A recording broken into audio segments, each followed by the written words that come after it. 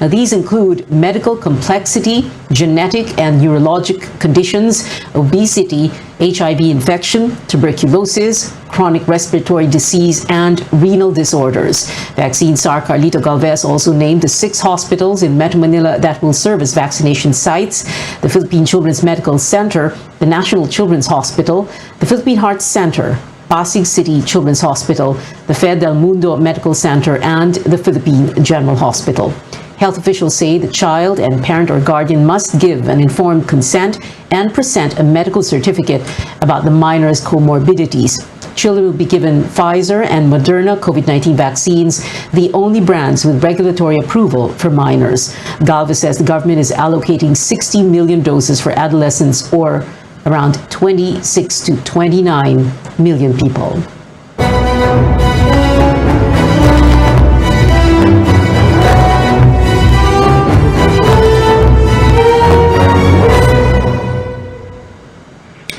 We are halfway through the period of formalizing 2022 election bids. Aspirants have 4 days to file their certificates of candidacy.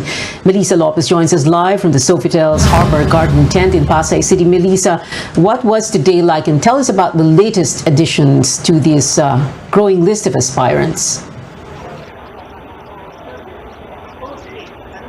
Yes, Pia, the 4th day of filing was busier compared to the previous days as more politicians and party list groups filed their COCs today. Manila Mayor Isko Moreno filed his COC as president just before noon, together with his running mate, Dr. Willie Ong. In his speech, Moreno said it's the first time he has felt so nervous about an upcoming campaign, but he said he and Dr. Ong are ready to serve. Tanggapin niyo po ang aplikasyon ko. Buong kababaang loob. Bigyan niyo po ko ng pagkakataon. Paghilumin natin ang ating bansa para sa magandang kinabukasan na ating inaasam. They are the second confirmed tandem for next year, running under Aksyon Demokratiko. Apart from Moreno, 11 other aspirants filed their COCs for president today. Among them, independent bets Sonny Boy Andrade, Alfredo Respuesto, Faisal Mangundato, Gabriela Larot, and Juanita Troceño, who sang in lieu of a speech.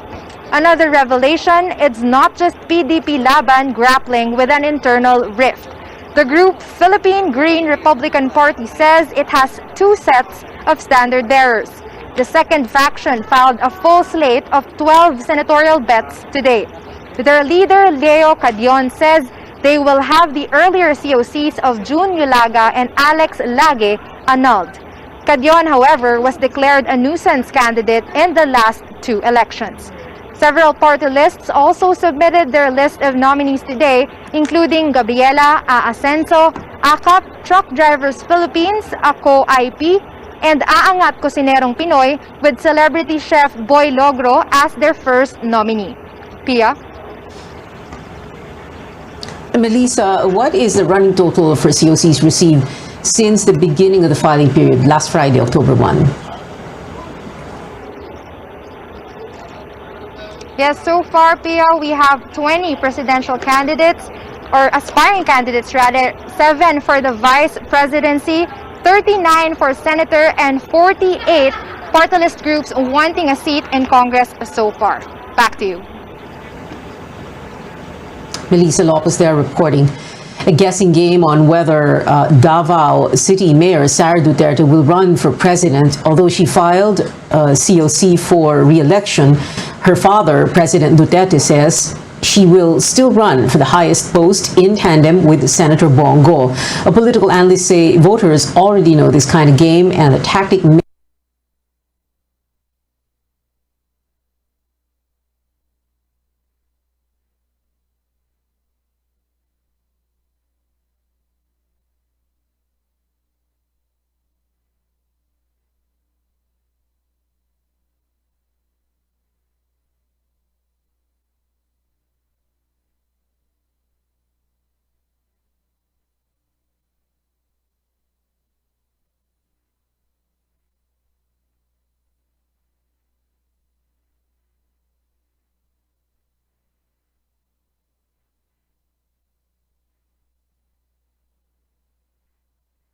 may backfire among them. Our David Santos has more. After weeks of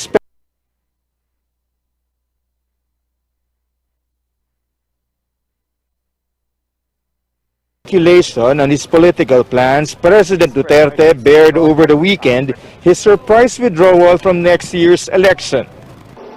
And today, I announce my retirement from politics. His longtime aide, Senator Bongo, taking over his slot as vice presidential aspirant. Sa klaro po ito, Sara Go. Davao City Mayor Sara Duterte, who filed her candidacy for re-election just an hour after her father's announcement, has no comment.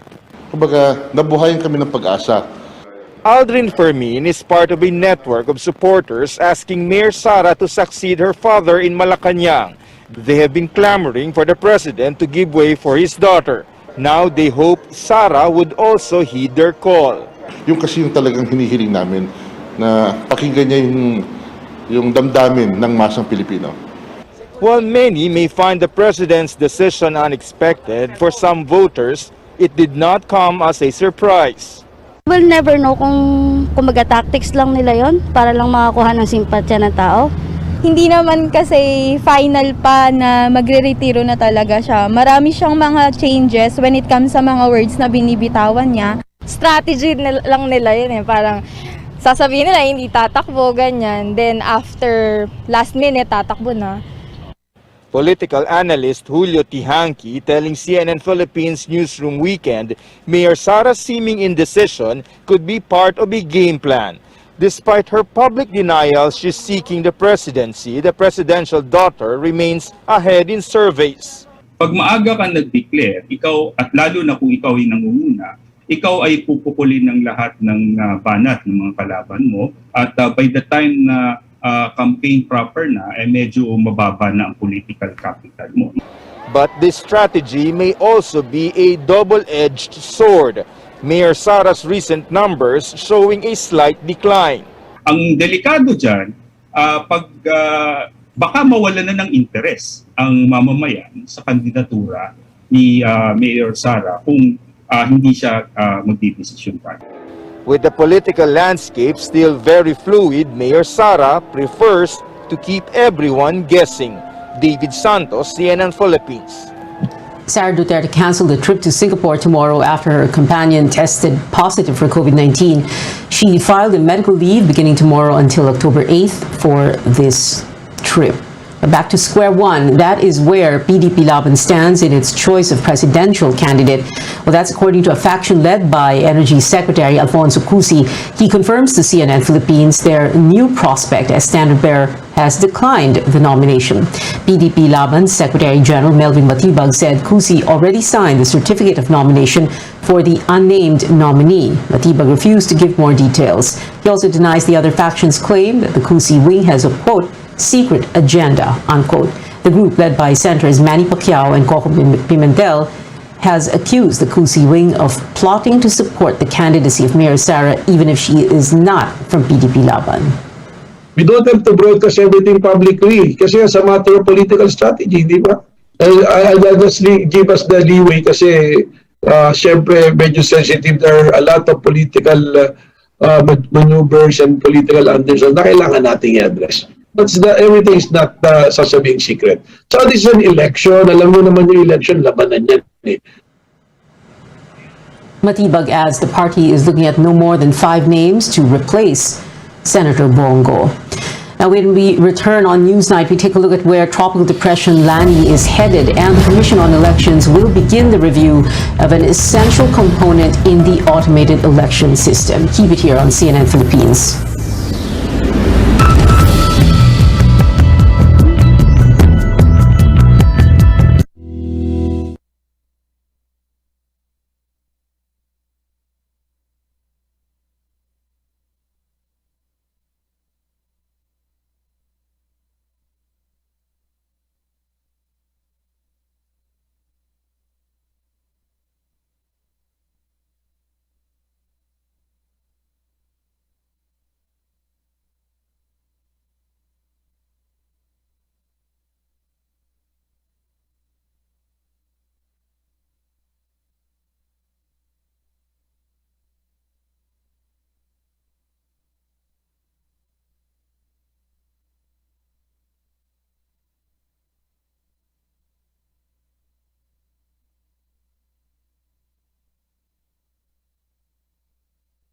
stakeholder in the snap election, enlisting up to 500,000 volunteers.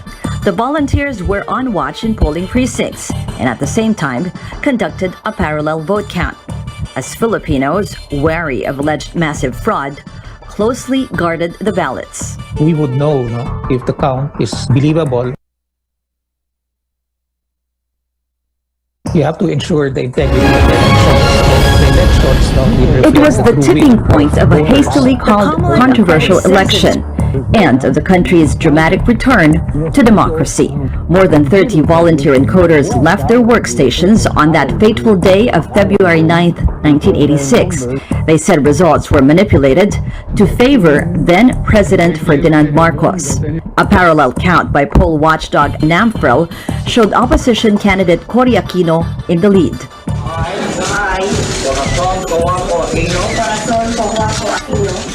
It was history in the making. Would the sea of change have turned otherwise without the vigilance of citizens groups? In 1983, NAMFREL pioneered citizen-based election monitoring in the world. 3 years later, the group became a key stakeholder in the snap election, enlisting up to 500,000 volunteers. The volunteers were on watch in polling precincts and at the same time conducted a parallel vote count, as Filipinos, wary of alleged massive fraud, closely guarded the ballots. We would know, if the count is believable or has been manipulated. You have to ensure the integrity of the elections, that the elections will reflect the true will of voters. The COMELEC accredits citizens groups every election to help promote voter interest and assist in poll activities. Yan ang pinakamahalagang criteria. Non-partisan, walang kinikilingan. And then, titingnan natin kung meron silang kakayanan. With the advent of automated elections, the citizens' arm remains a key participant in the process, with access to the COMELEC system to conduct an unofficial parallel count. The partial results would then be validated with physical copies of election returns. Besides NAMFREL, the PPCRV has also been accredited to do the quick count. Other poll watchdogs mushroomed through the years, though not necessarily accredited by the COMELEC. We focus more on fraud as well as the misuse and abuse of government resources vis-a-vis the election. With the COVID-19 pandemic likely extending to the election period, poll watchdogs say the biggest challenge is getting Filipinos to show up in polling centers to vote. They are calling on the Commission on Elections to make sure voting areas will be safe from the virus and secure from fraud.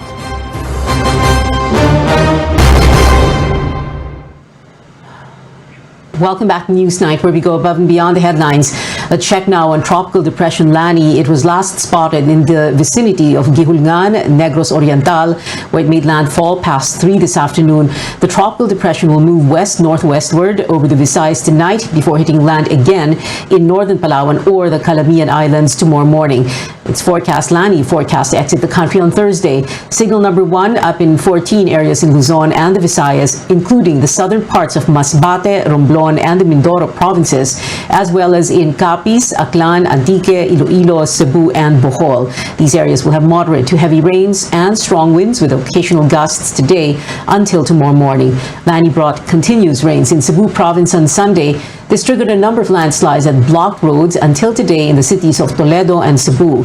Coast Guard canceled all trips in the province, leaving 200 passengers stranded. A major road in the municipality of Taft in eastern Samar also closed to motorists. A landslide occurred because of heavy rainfall. In southern Leyte, rescuers evacuated 30 people in a flood-prone area in Silago town.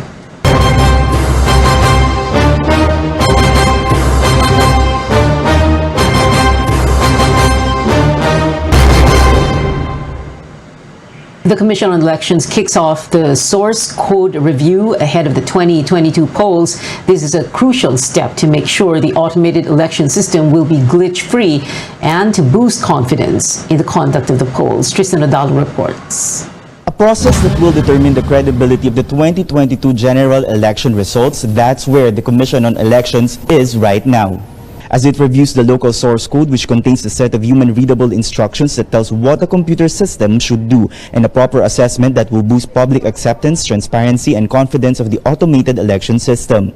The review covers the supply chain from the printing of ballots, vote counting machine, and canvassing process. It begins Tuesday and will run until March 2022. The COMELEC points out new features or enhancements in the 2022 elections, including digital signatures, QR code features, and allowing the proclamation of a lone candidate after receiving one transmission. Independent reviewers say hacking the system is still a remote possibility. Our objectives working on us are to ensure that the AES function as it should on as expected, that the code is clean and without embedded malicious code, and that we are able to identify any critical or major issues or errors that could potentially impact the outcome of the elections. Hindi masyadong malaki yung risk in terms of hacking. The system itself has a lot of security features. The COMELEC says it will review processes that could have a potential impact on the integrity of the polls to prevent situations like the 7-hour glitch in the 2016 elections. Ngayon, idadaanan natin sa review to make sure na maiwasan natin yung mga problema in the past, no? Na small details which would be innocuous, wala naman talagang malaking epekto, pero outsized yung impact niya, no? In terms of credibility, in terms of transparency. So, isasama na natin yan. Representatives from political parties, election watch groups, citizens armed group, and independent IT groups will join the source code review. Strict health protocols will be carried out and security will be tight here at the Diamond Hotel in Manila. Tristan Udalo, CNN Philippines. A look now at those who filed their certificates of candidacy for local posts. Former President and House Speaker Gloria Macapagal Arroyo again vies for a congressional seat in Pampanga, seeking to replace her eldest son. Arroyo's lawyer filed her COC for representative of the province's 2nd District on October 1st. Arroyo held the post for 3 straight terms beginning in 2010 after she finished her stint as president. Her son Mikey occupied the seat in 2019. Former COMELEC Commissioner Gregorio Larazabal files his COC for Representative Leytes 4th District. Larazabal will face Ormoc City Mayor Richard Gomez, who will attempt to switch seats with his wife Lucy, the district's incumbent representative. Larazabal and Torres Gomez were part of the initial senatorial lineup released by the tandem of Senators Ping Lacson and Tito Soto, but their names were removed from the updated list last month.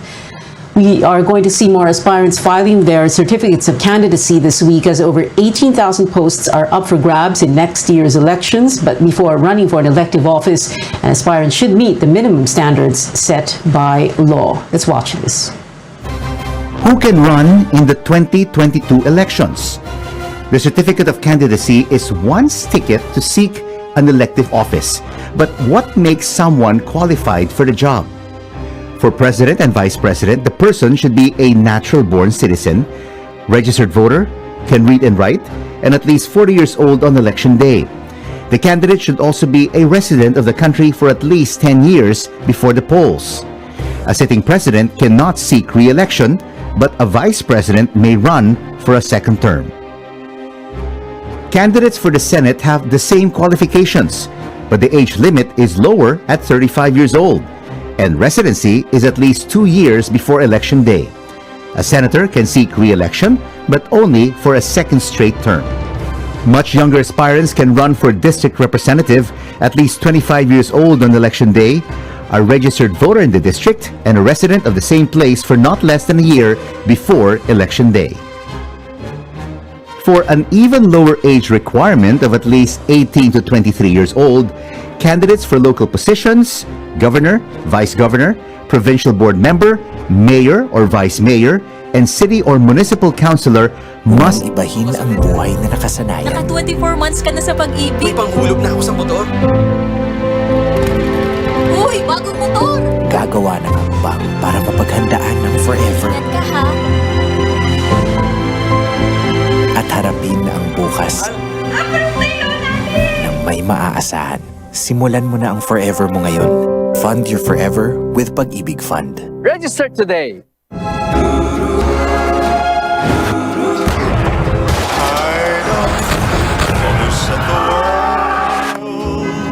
On fire. Gumagaan ang inuman inuman pag sandiglay. Oy, musta? Ako, stressed sa work kaya ini-imagine kong nasa beach ako. Tapos ng mabigat na araw, mag-inuman with friends and sandiglay. Ulitin natin to. Ang alin? Imagine? Hindi, mag-inuman. Sandiglay.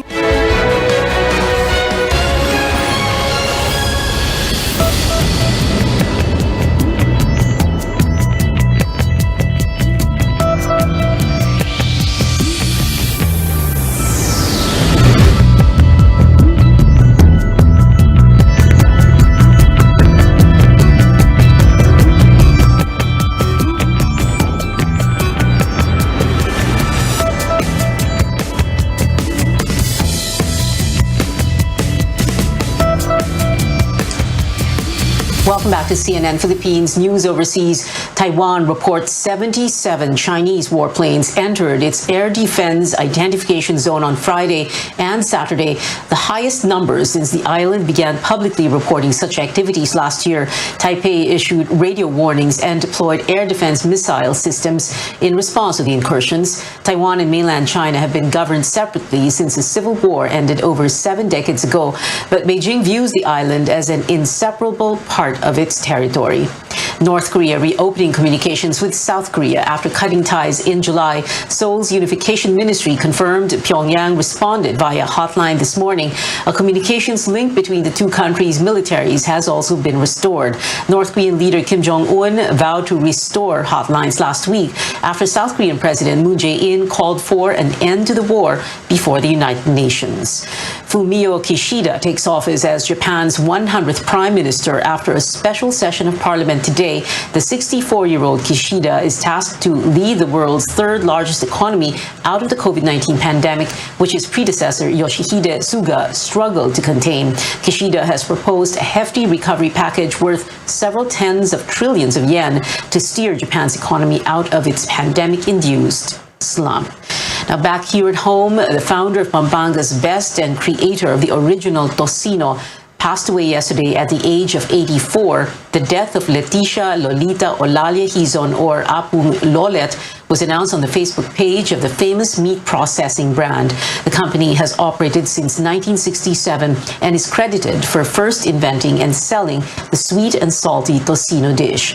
Honoring her memory, the post also talked about her serving the people of San Fernando and Bacolor and her work as a philanthropist. Now on to other news. This year's Miss World Philippines marred by netizens' outrage after a controversial question from Judge, presidential spokesman Harry Roque, and two stumbles from its newly crowned queen, Tracy Maureen Perez. The anger directed at the pageant's organization, with the coronation night stretching to almost 7 hours.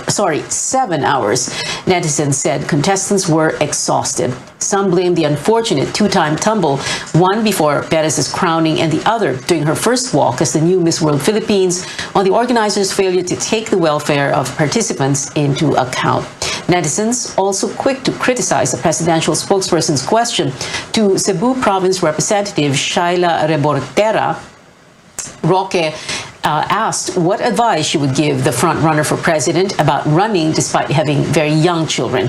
Critics claimed the question was misogynistic, pointing out how he laughed after Rebortera gave an answer.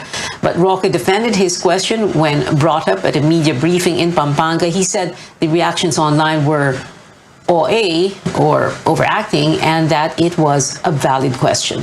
Now, in the end, Rebortera's answer impressed the judges, winning her the Miss Multinational Philippines title. Reina Hispano-Americana Filipinas is Emmanuel Vera. Miss Environment Philippines is Michelle Arceo, and Miss Eco Teen Philippines is Tatiana Austria. The night also saw other winners in Trisha Martinez as Miss Tourism Philippines and Kathleen Paton as Miss Eco Philippines. 82 days left before Christmas, and that is it for now. Thank you for watching. I'll see you again at 7 for News.ph. I'm Pia Ontiveros for Newsnight, where we go above and beyond the headlines.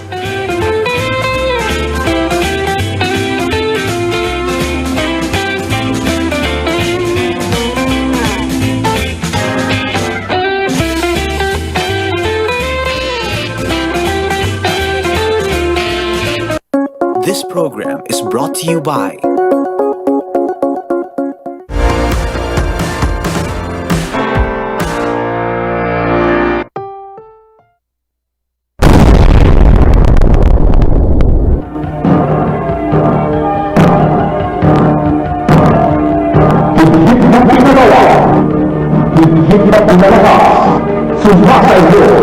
RPM Radyo Ronda. RPM DYKB Radyo Ronda Bacolod. RPM Branches Nationwide. Patungkol sa paglilingkod sa bayang Pilipino.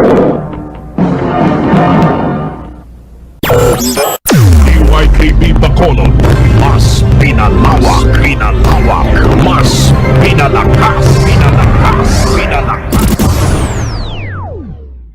DYKB Radio Ronda.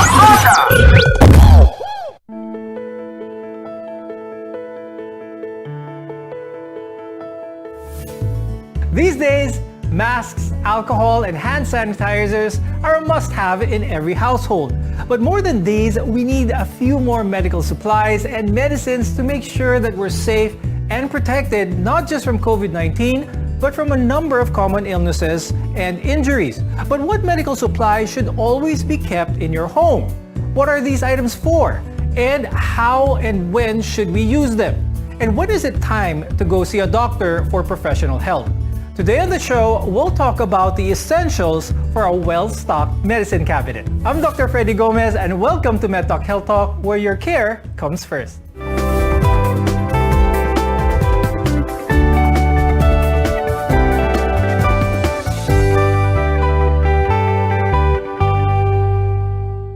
It used to be that when we get hurt or don't feel well, our first inclination is to go see a doctor.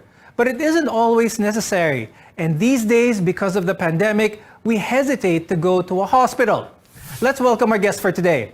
With us is Dr. Camille Macalalag Santa Cruz. She's an emergency medicine specialist at the Rizal Medical Center and Asian Hospital and Medical Center.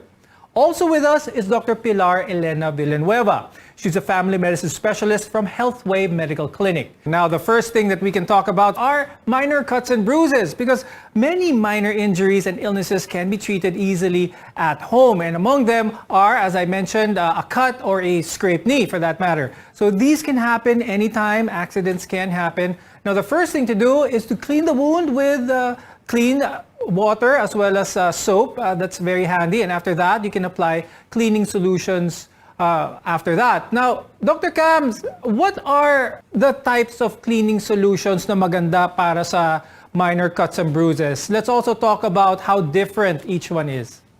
If pre-pandemic you've encountered scraping your knee or having a wound and rushing to the ER, you'd notice na yung mga doctors ang ginagamit pang hugas ng sugat is parang dextrose. But that's not dextrose, that's called normal saline solution. Okay? It's an isotonic solution. Pag sinabing isotonic, ibig sabihin yung composition niya is comparable to yung composition ng body fluids natin, lalo na yung salt content. Pero like you mentioned, water is the most, the universal cleanser talaga. Pero when it comes to water, if you have a choice, use drinking water or potable water, just to make sure na medyo lowered yung risk natin for skin infections or for infections. And also, what's more popular now is yung mga antimicrobial wound cleansers. Pag sinabing antimicrobial, what comes to mind is yung povidone iodine natin or betadine, di ba? Also, agua apoxinada, hydrogen peroxide, lagi ang part ng mga emergency kits natin at home.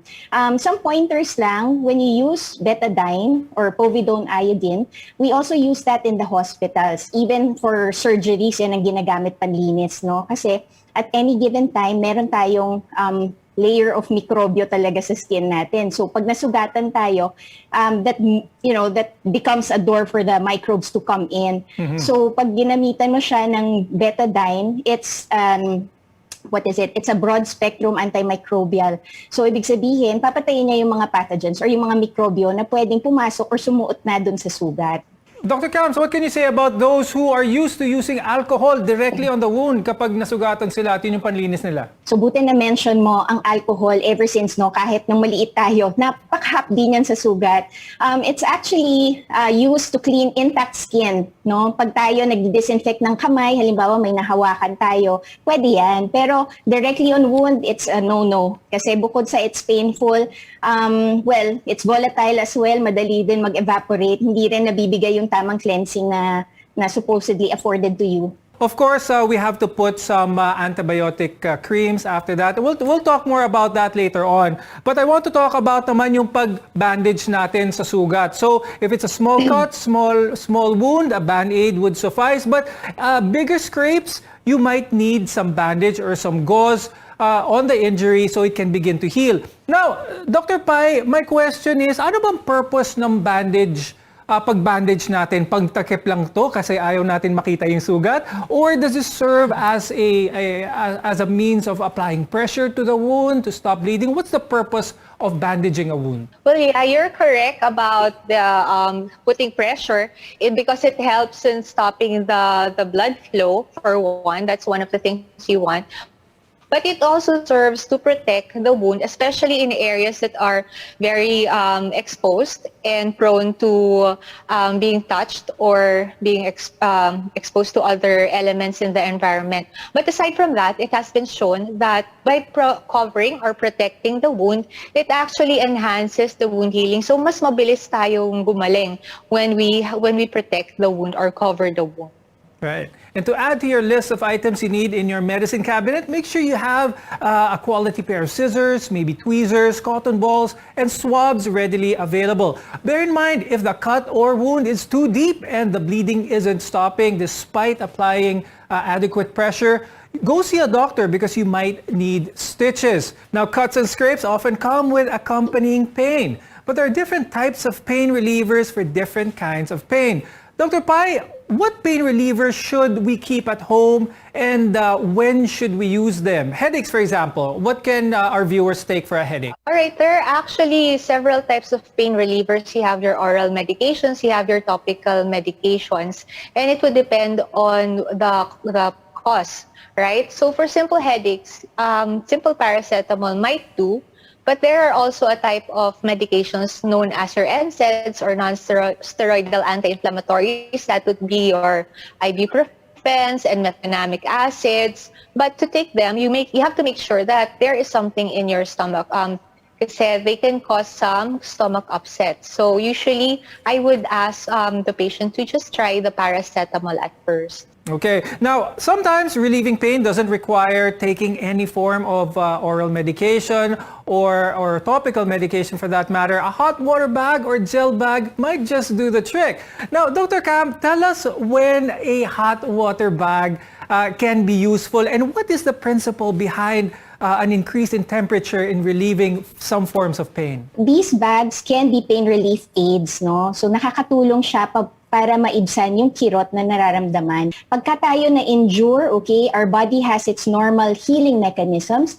It brings about different substances towards the area of injury. So mamamaga talaga yung area na yon, magiging swollen. Pagka ginamitan natin ng malamig, nagko-constrict yung blood vessels, no? So napipigilan yung agarang pag-swell ng area.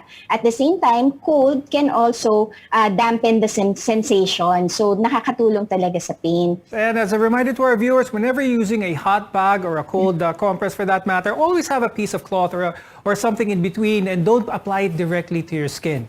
Now, we have a good start to our ideal medicine cabinet, but there are other supplies we need to help with common problems such as stomach aches, cough, colds, and allergies. We'll tell you more after a short break. Your care comes first here on MedTalk Health Talk, only on CNN Philippines.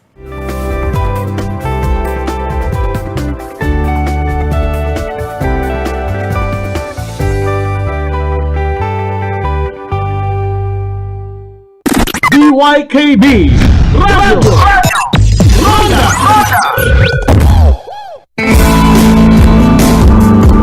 The Republic of the Philippines is a democratic country and republican state. No law shall pass abridging the freedom of the press.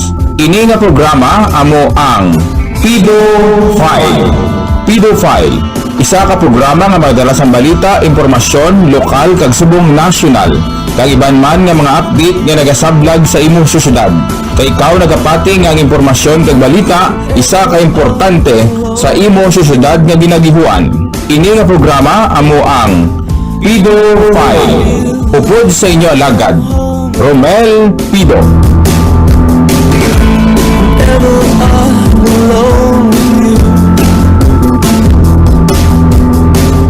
You make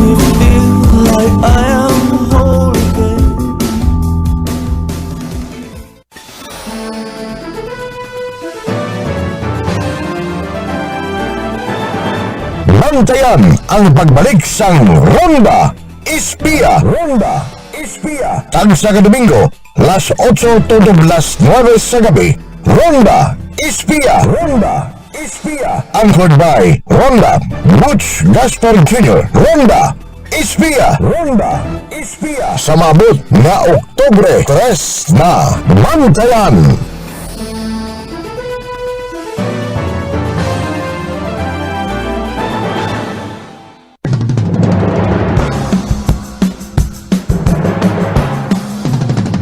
Timog sang banwa, ang banwa amo ang makabulusga. Timog sang banwa, ang inyo angkurman Marlon M. Cedillo. Kung angkurman Igar Kadagat. Timog sang banwa. Alas 3 tubtob, alas 4 sang hapon sa kada Sabado. Timog sang banwa. Diri lang sa DYKB RPN 41004 kHz. Timog sang banwa.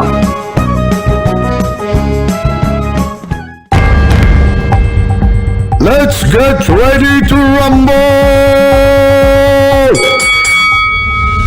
DYKB Radyo Ronda Bacolod 1404 kHz AM sa bago nga tunog kagusog pag sa bago nga digital transmitter sa Visayas kag Mindanao nagalanog.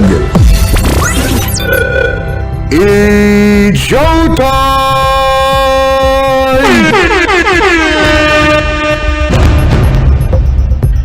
Marka RPN, serbisyo garantisado. We are not the number one, but we are the alternative. DYKB Radio Ronda.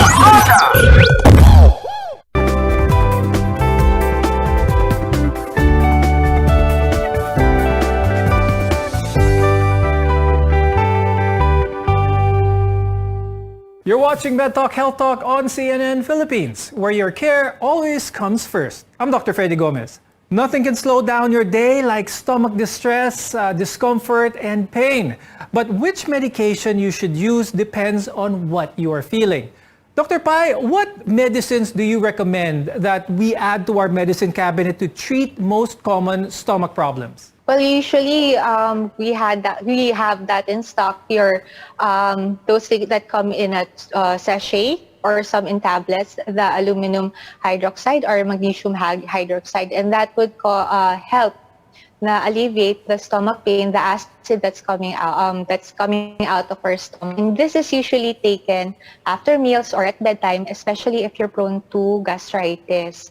Okay, very good. Now, Dr. Pai, there's also another common stomach problem, and that is diarrhea. Now, there are several medications actually for diarrhea. One is to try and relinquish whatever is causing that diarrhea. And there's also some medication that lessens the spasm of the stomach, hence giving some relief to that. When should you use one medication as opposed to the other? Well, actually, we have to make sure first that there are no red flags. If there's fever, if there's blood in the stool, or if there's too much going out, a lot of water going out, or there's mucus coming out, you should go see the doctor by then because those are not good signs. But for those instances where we want to stop or relieve ourselves, we have to check first, is there signs of infection? If there's no signs of infections, then we can loperamide that would stop the diarrhea. But it would also help, more important note, to be well hydrated during this time. Now, a persistent cough, stuffy or runny nose, and watery eyes can be treated in a number of ways. Dr. Camille, which medication should we take for colds and coughs? But before that, is there a tried and true medication that can cure us from the common cold? There are a lot of over-the-counter medications out there that we can get from our usual drugstore, no? But many of these treatments have combinations in them. So, lagi nating babasahin kung ano yung components, no? Usually, meron yang decongestant. Kung para sa sipon, merong decongestant, merong antihistamine, at may pain reliever. Magkakasama yan. So, always be conscious about what you take in, no? For colds, for example, for stuffy nose, yung decongestant works perfectly, no? And also, yung mga cold preparations na ito are usually safe naman to use. However, always be conscious if you are hypertensive. Some of the decongestants are actually vasoconstrictors. So, pinapataas niya yung BP mo. So, kaya usually hindi recommended sa mga may hypertension ang kaliwat kanan umiinom ng mga cold preparations, no?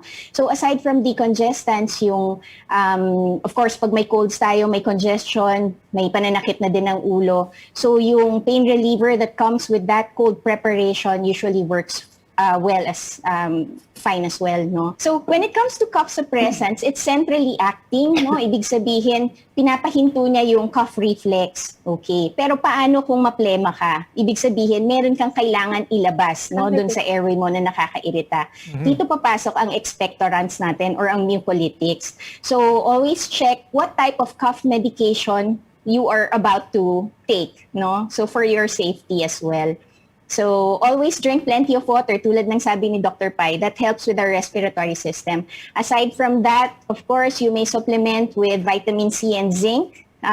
They're proven to minimize, no, yung symptoms ng common cold natin. So, yun. Now, moving on from cough and colds, let's talk about allergies naman, because sometimes the symptoms for allergies can be similar to those for a cold, but the medication you take isn't. Dr. Cam, which medication should we take for allergy-related problems? And our viewers have to know that there are some allergy medications that can cause drowsiness. Yes, that's true. So when it comes to allergies, it means you've encountered an allergen, no? Yung nakakairita sa sistema mo.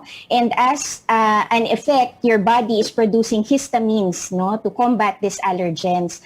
So yung pag-produce ng katawan natin ng tinatawag na histamine, yan po ang rason kaya tayo nagkakaroon ng runny nose, no? Watery eyes, minsan pangangate, mga rashes, no, or hives sa katawan.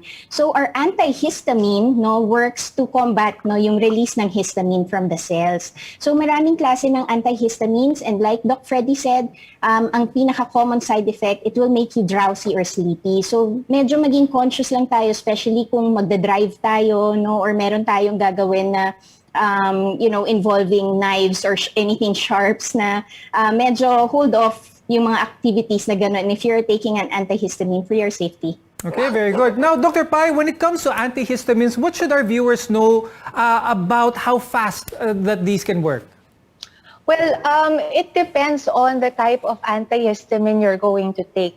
So, a lot of them would last for a whole day. So, it might take a while, about 20 to 30 minutes before they would move or they will start to work for us. But there are some that are short acting, which move faster or work faster, but they usually have a shorter lifespan. So these are the types that we usually take more often throughout the day. Okay. Now we're just about to close our medicine chest, but before we do, we'll take a closer look at medical safety, plus a few more medical related supplies that you might need. We'll fill you in after the break. We're your partner in healthcare here on MedTalk Health Talk. Stay with us.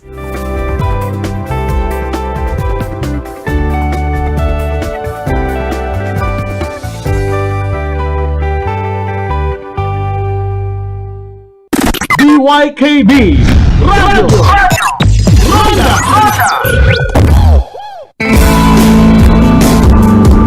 The Republic of the Philippines is a democratic country and republican state.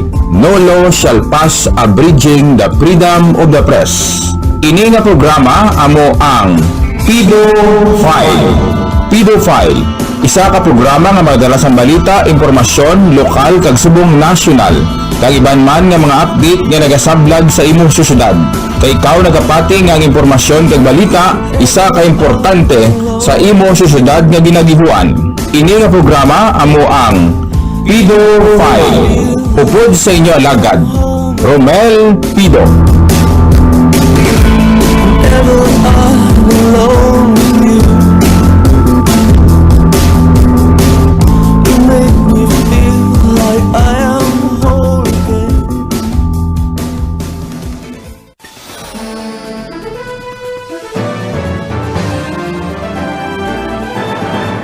Bantayan ang pagbalik sang Ronda Espiya. Ronda Espiya. Tagsa ka Domingo, las 8 to las 9 sa gabi. Ronda Espiya. Ronda Espiya. Anchored by Ronda Butch Gaspar Jr. Ronda Espiya. Ronda Espiya. Sa mabot na Oktubre 3 na Bantayan.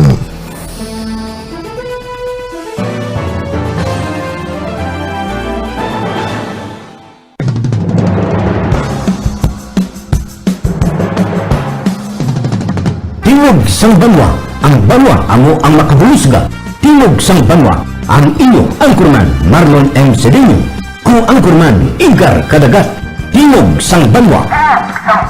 Alas 3 tubtob, alas 4 sa hapon sa kada Sabado. Timog sang banwa. Diri lang sa DYKB RPN 1404 kHz. Timog sang banwa.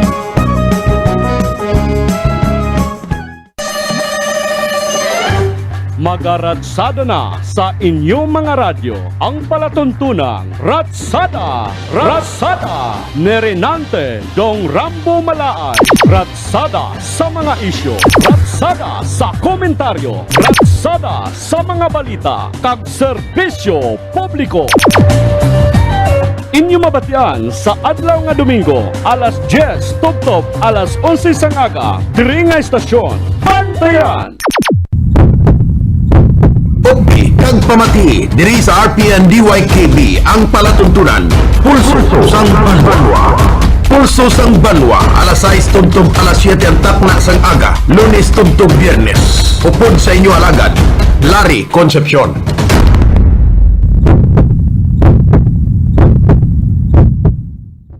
DYKB Radio Ronda!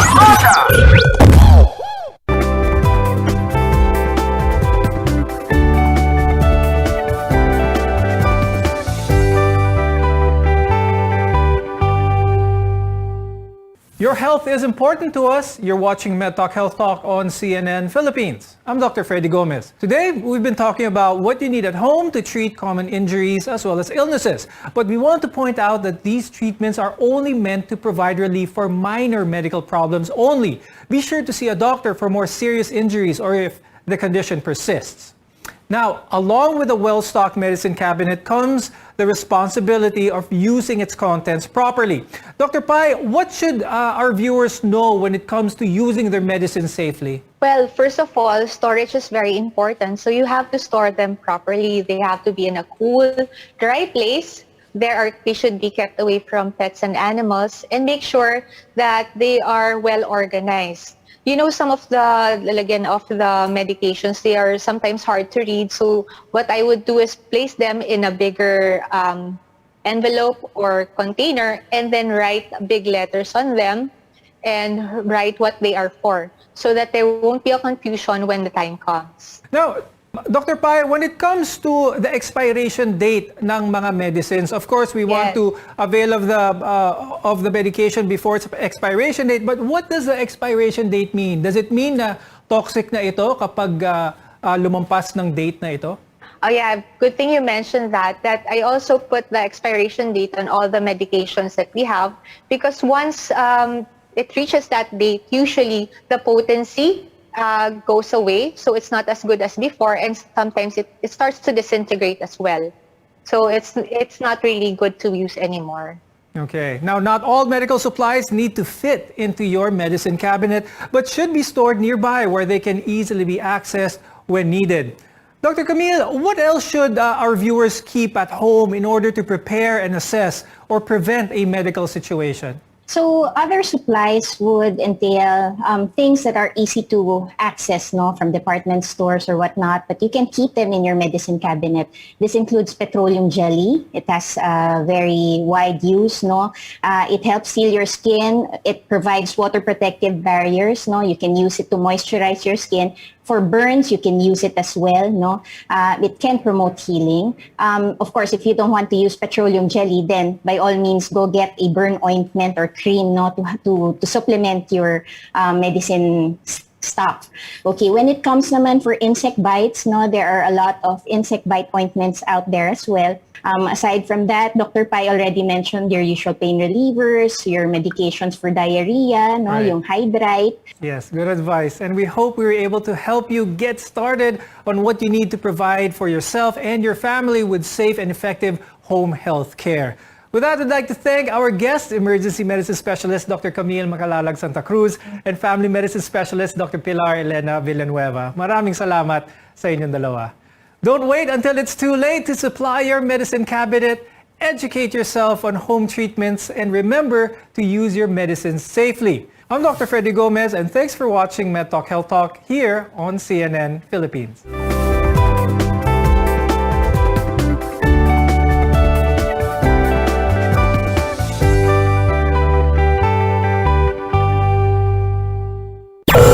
DYKB Bacolod, mas pinalawak, mas pinalakas.